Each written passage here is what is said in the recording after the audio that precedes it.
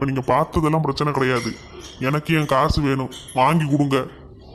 டேய் 150 அப்புறம் 500 வரும், 300 தானே? 300 வாங்கிட்டு அவங்கள அனுப்பிவிடு. சும்மா முடியாதவனை பார்க்க வந்திருக்காங்க, நீ என்னன்னா வெளியே நின்று இப்படி பஞ்சாயத்து பண்ணிக்கிட்டு இருக்க. இப்படியே பண்ணிக்கிட்டு இருந்தேன்னு வச்சுக்கோ, உன்னை தூக்கி உள்ளே வச்சிருவேன். உள்ளனா எங்க ஆட்டோக்குள்ளையா?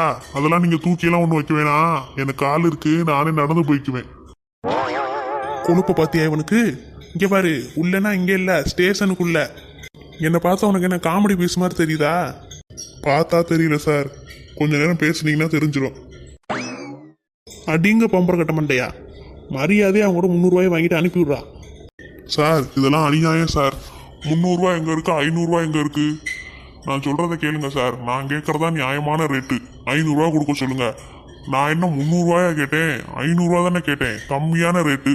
300 எவ்வளோ அதிகமான காசு, அதை போய் கொடுக்க சொல்கிறீங்க.